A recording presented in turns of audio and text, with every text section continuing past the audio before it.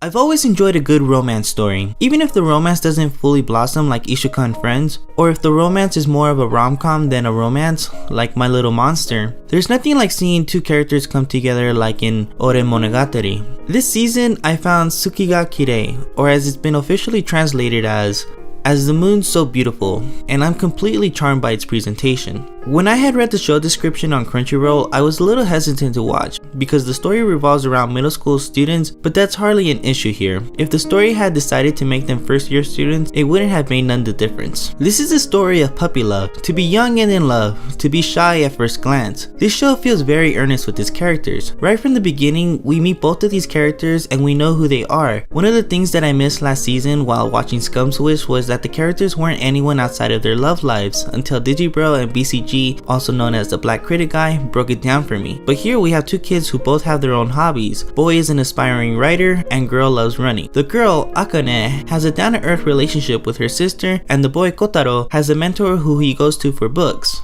Watching the two characters interact with their families and with themselves, I can't help but smile as I recall going through similar scenarios as a kid. One thing that really gets me from episode 1 is the scene of Kotaro swinging his fist at the dangling string from his ceiling fan. The nervous feeling you get after sending a text message to someone you like is excruciating. It's a gut-wrenching feeling of waiting for them to reply and not knowing when or how long it'll take them to do so, but you just can't contain yourself. Similarly, when I was a kid, I would do push-ups to get my blood boiling. There's also another scene in the first episode that may be a bit subtle if you're not paying attention, and that's when they're at the restaurant at the soda bar. Kotaro is standing in front of Akane trying to decide what drink he's going to get when he immediately opts to the side and goes for a coffee. The entire scene in the restaurant, both kids are looking downwards, expressing how shy and uncomfortable they are once they realize that the other one is there. The boy deciding to get the coffee instead of the soda was his way of trying to appear cool without being over the top. I just adore the interactions that these two characters have with each other. They both really want to badly talk to each other, but they don't know what to say. In the classroom, Akane wants to turn around to talk to Kotaro while he's reading his book before being pulled off by her friends. Besides slowly turning around to look at Kotaro to initiate the conversation, we know that she's definitely feeling nervous because we see her squeeze her potato toy while she looks at him. We happen to know that this is a stress reliever because she thinks to herself how badly she wants it while working up the courage to talk to Kotaro when they were in the restaurant. Also, how great is it when a piece of medium can give their characters real life influences? We know that Kotaro wants to be a writer, but he's shy about his work. His friend is always telling him to let him read his book. His dad tells him to go ahead and write because doing what makes you happy is part of being young. Might I add,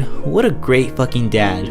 Throughout the show, Kotaro constantly references the author Dazai as he applies his current situations to quotes from him. This isn't just a one-off thing because he does it all the time. In episode 3, he even tries to recall another author who came up with the phrase, "The moon is beautiful, isn't it?" as an alternative way of saying I love you. I've looked up both of these people and Dazai's full name is Osamu Dazai, who was a prevalent author during the 1940s. Also, the man who came up with the moon is beautiful was named Natsume Soseki, a Meiji-era novelist. Little real-life details like this not only make well for character development, but they really make it feel like the characters are real people living in the real world. To further expand on this idea of real people in the real world, I want to mention how these two have their own hobbies. I already talked about how Kotaro wants to be a writer, but Akame is in track and she's damn good at it too. Besides being able to nail it in the first race during the second episode, we know that she really has an affinity for it just by her deciding to wear her tracksuit to the restaurant. When Akame goes to Kotaro and she asks him if he can keep quiet about what had happened at the restaurant because it was embarrassing, Akame turns around to leave and Kotaro reads the back of her jersey and he thinks to himself that the jersey is what's embarrassing. Obviously, Akame doesn't feel this way because it's what she cares about. She has a sense of pride in her club activities, which is something that's very much real. When I was in theater in high school, my class and I received t-shirts to wear as the representation of the school's advanced theater class. While I eventually grew to appreciate my place in the class, I didn't initially want to wear the shirt, but there were many people in my class who felt that sense of pride and always wore the shirt.